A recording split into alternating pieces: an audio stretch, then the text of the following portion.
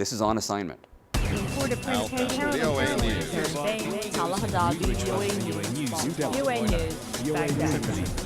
News. Hello again, everyone. I'm Imran Siddiqui, here with my co-host Alex Villarreal. Coming up, we'll go to Tunisia for a story about a woman whose art is raising questions about free speech. The U.S. presidential election is just weeks away, and our national reporter is here to give us the latest. Nigeria's need for safer cooking fuel continues. We'll get a story from Abuja. And we'll hear about the simple life of nuns in Virginia and the successful business keeping their spiritual practice alive. These stories and more are coming up right now. Tunisia was rocked by protests recently against an amateur film mocking the Prophet Muhammad. The violence shocked many in the once fiercely secular North African country. Some fear it underscores growing threats to a key goal of the country's recent revolution, that is freedom of expression. And one artist in particular is under fire, a woman named Nadia Jelassi, who made a sculpture depicting stoning. Reporter Lisa Bryant spoke about it with On Assignment's Rebecca Ward. Her particular sculpture was the three busts of women, veiled women, and they are surrounded by stones. And when we went to interview her, we didn't see the whole sort of the bust together because she was only able to recover two of these. But if you look at them, and I saw a picture of them, what you see is three women just there from their neck up. You can see their faces, and the rest are stones all around them. Jelassi left it up to the public to interpret her work. Bien sûr, la lecture la plus But the most obvious interpretation is of women being stoned to death. Religious extremists have since launched a vitriolic campaign against Jelassi and other artists in the exhibition. Some received death threats. Tunisia's judiciary has also taken up the case. When I presented myself before the investigating judge, he accused me of exhibiting images that disturbed public order. This was part of a larger exhibition outside of Tunis, and I think it was on for 10 days. In the first 9 days, apparently, there was no reaction. And the 10th day, actually, some people came in and they asked for some of the pieces to be removed. And at that point, I don't know how it happened, but it sparked a larger sort of condemnation by hardline Islamists, and that just there became a huge campaign on the internet, and several artists were targeted, particular Facebook pages, including Jelassi, where people were calling for their death. But prior to the revolution in 2011, would this have been such a controversy? You know, it might have. It's hard to say. I mean, before the revolution, what was in place in Tunisia was a very strong rule by two successive presidents, more than half a century. And these were presidents that clamped down on free speech, but they did uphold women's rights, and they were rather secular. But there was no sense among artists, among journalists, among human rights advocates that this was by any means a free country, a free society. The sculpture itself was taken to denote the stoning of women. Is that practiced at all in Tunisia in this day and age?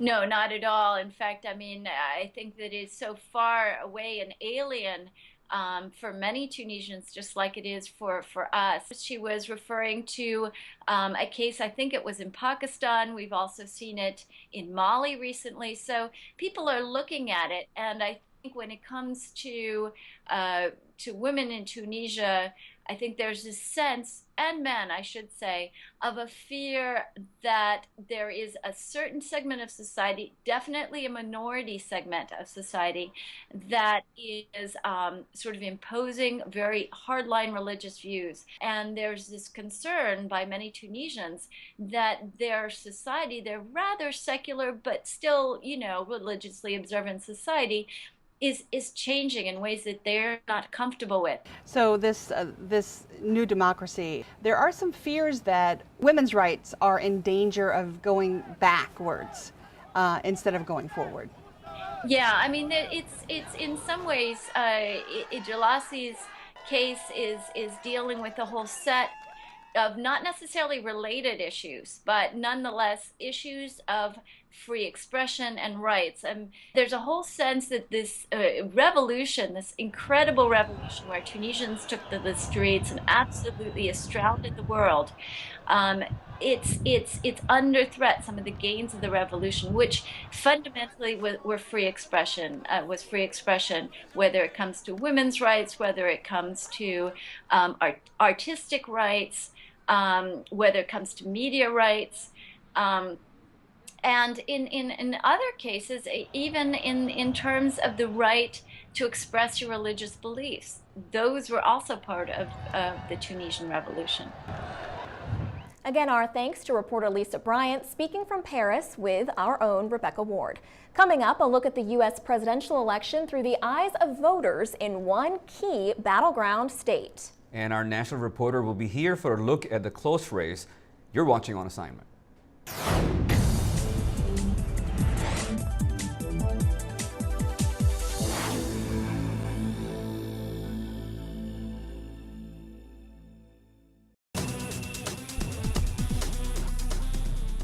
We are in the final weeks of the U.S. presidential campaign, and President Barack Obama and his challenger, Republican Mitt Romney, are focused on a few so-called battleground states that will likely tip the balance on November 6th.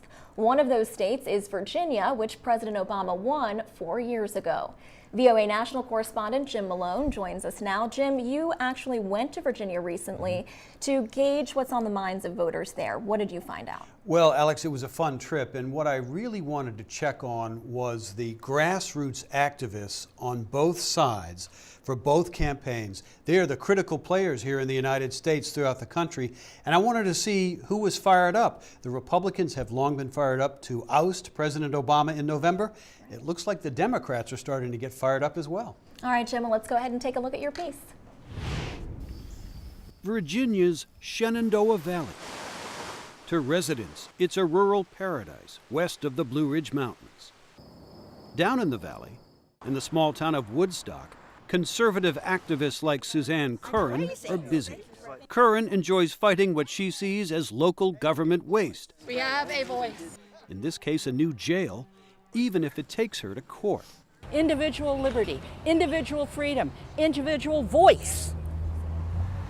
And they have tried to shut us down here, and they are finding out they haven't been very successful. It's so nice. But Curran says she and her fellow activists are really focused on defeating President Obama in November. I just don't want Obama anymore. I want his policies, his commissions, all of his goals eliminated. Curran says even if the president wins in November, her group won't give up. In my estimation, we have nothing but impeachment left in. Based on what? On about 8 specific laws, federal laws, that he has broken. So far, though, there's no indication that Republican congressional leaders would support such an effort. Are you registered to vote in Charlottesville? About 160 kilometers away in Charlottesville, the Obama campaign is busy registering voters at the University of Virginia.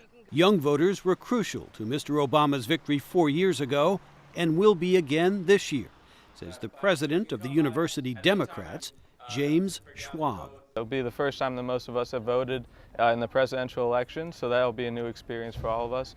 And we've had great turnout at our events, and we've been doing a lot of campaign work for the president. You rockin'?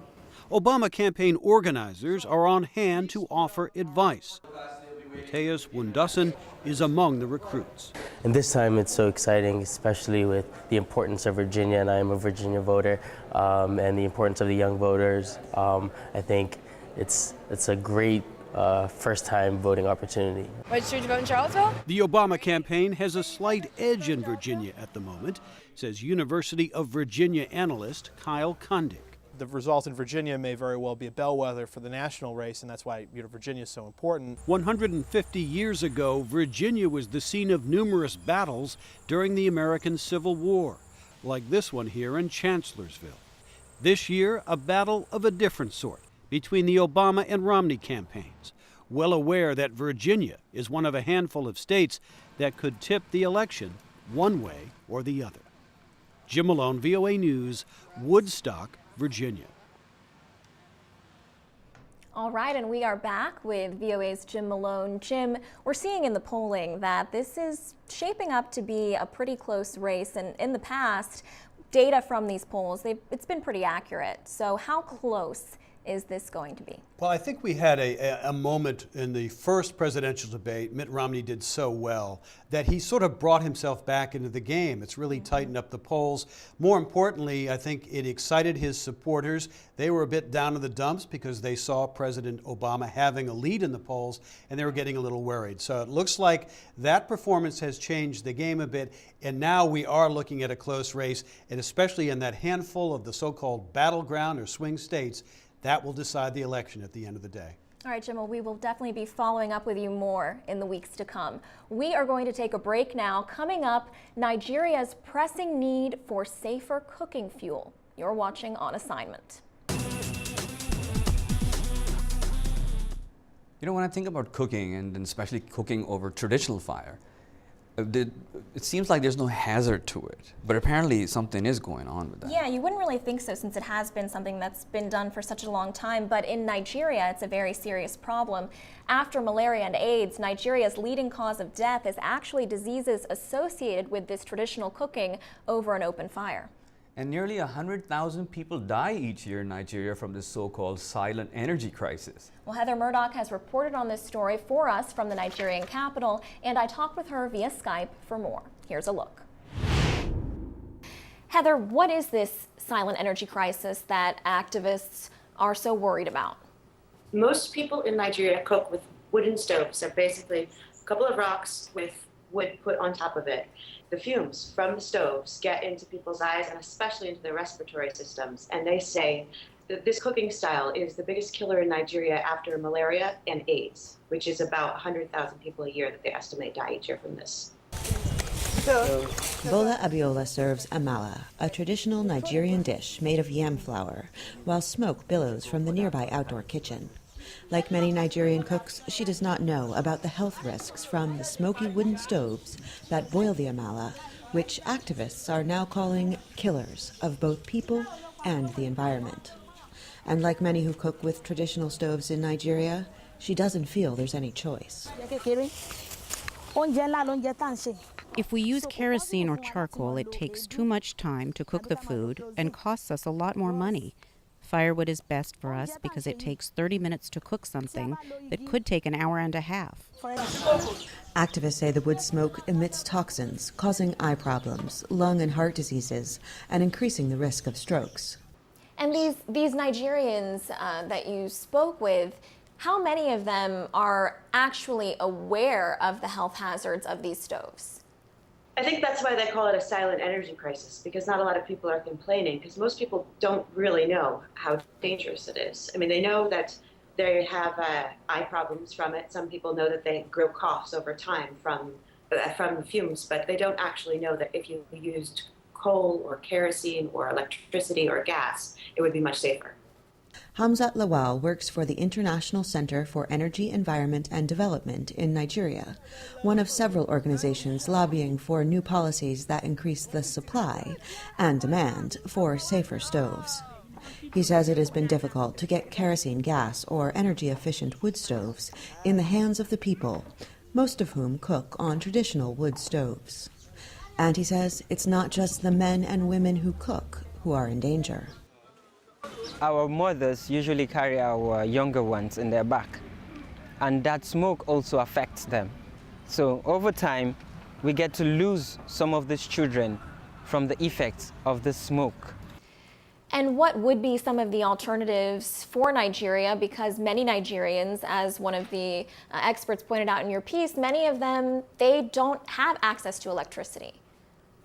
In the US, we don't worry so much about getting sick from wood stoves because we mostly don't use them. And even back in the day when we did, the model was a wooden stove with a pipe that brought the smoke out of the house. In Nigeria, during the dry season, most people cook outside to avoid getting sick from the stoves. And the sicknesses are it's a pretty long list. There's carcinogenics and toxins that can get into your lungs and cause all sorts of respiratory diseases. The thing that's really tough for Nigerians is that a lot of the year it rains every day. And when it rains, a lot of people in the countryside also cook inside over a big open wooden fire. So why is it that Right. so many people are still cooking using these stoves, even though these dangers are becoming known?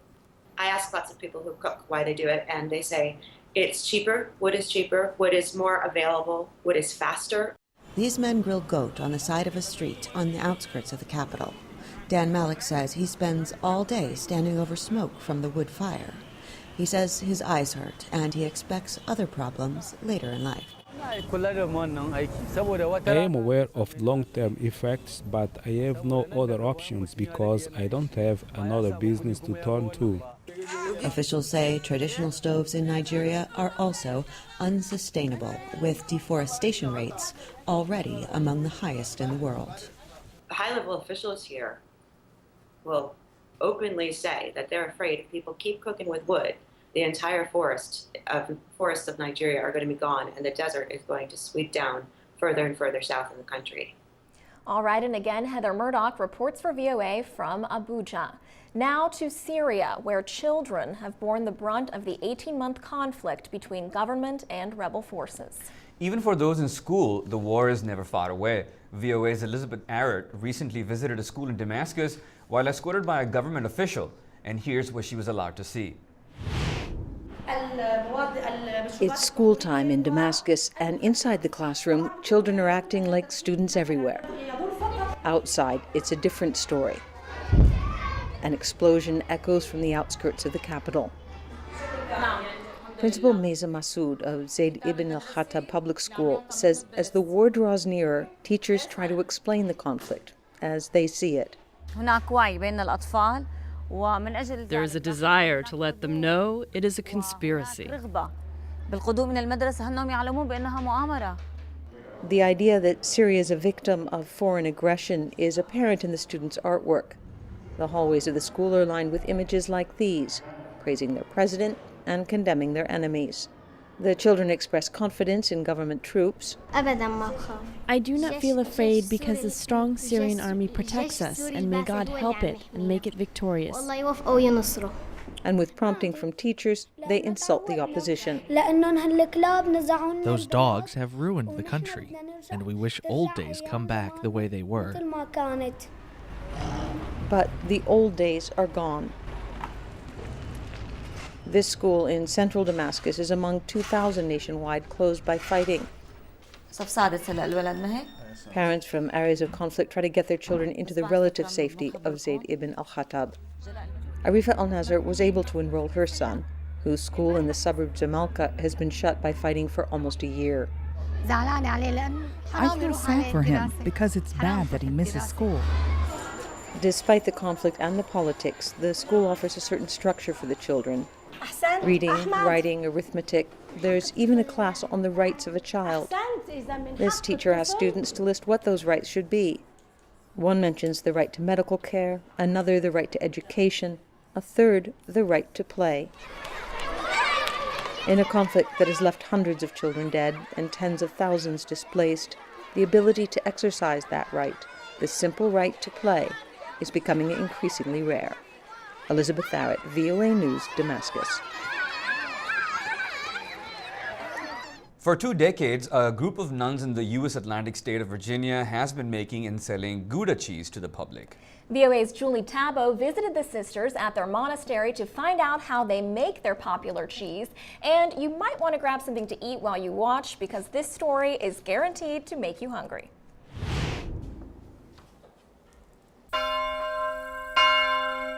Every day at Our Lady of the Angels Monastery in the foothills of Virginia's Blue Ridge Mountains, the 13 resident nuns gather for prayer.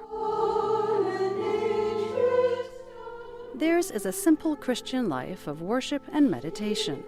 The sisters also follow the Benedictine tradition of combining prayer with work. The Lord is King, let the earth rejoice. Sister Barbara Smickle co-founded the monastery 25 years ago. We feel that the work is, while not the most important part of our life, it's a very, very important part, that we use our bodies and the gifts God has given us of mind and heart and body to support ourselves. They support themselves by making cheese, specifically Dutch-style Gouda.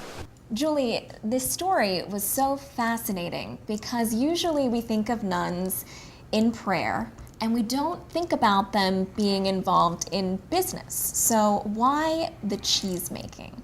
Well, there's two reasons. One is that they are part of the Benedictine tradition, which is probably one of the first and oldest religious orders of the Catholic Church. And their philosophy is that work is a very important element of their daily spiritual life, specifically manual labor. They just feel that that's using your hands, using your body, and having prayerful work is what they call it, is a very important aspect of their life. The second reason why they actually chose cheese is they inherited this farm when Sister Barbara founded and bought it 25 years before. It came with cheese-making equipment. And this is a very involved process. Watching your piece, you see there are so many steps that go into it. Take us through some of that. Well, they start off really early. We weren't quite there at 3 in the morning when they start, but there's 13 sisters and they're all involved with the cheese-making process. So you have a couple of them who come in about 3 in the morning and they take about over 6,000 pounds of milk, wow, which is actually brought to the monastery in a truck. There we go. Sister Maria Gonzalo Garcia adds a starter culture to speed the transformation. After half an hour, she adds a synthetic rennet enzyme which separates the milk into solids and liquid, known as curds and whey. But this is the magic time, because it either sets up and turns into cheese or it doesn't. Now it's up to the Lord to turn it into cheese.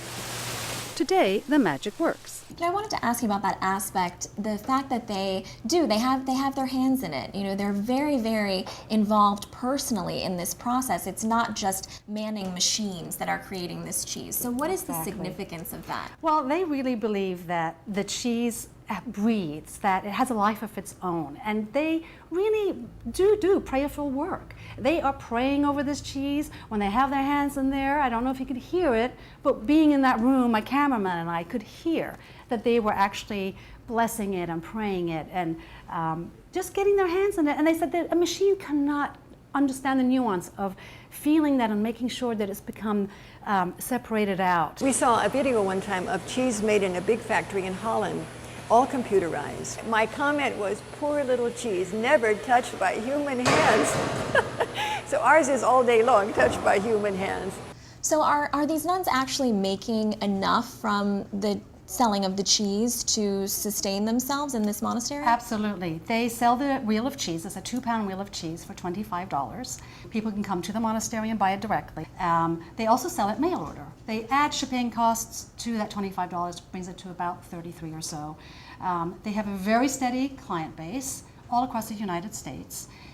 Demand is phenomenal. They cannot really fulfill the demand, but they really do not want to expand. They feel that this is something, it is sustaining them at $25 a wheel. This year alone, it was 10,000 wheels, so if you figure out the math, they said that makes a comfortable living for us. They also give a lot back to the community and do a lot of charity work, and so it keeps them going. They also, they do other things as well, but this is their main enterprise. All right, our thanks again to VOA's Julie Tabo. And with that, we have come to the close of our show. And like they say, what's good for you is also good for us. But join us again next week when we go to Afghanistan for a look at the return of a resort after it was attacked by the Taliban. We'll also look at the lives of the world's working women and the changes brought about by modern life. Thank you so much for watching. See you next time.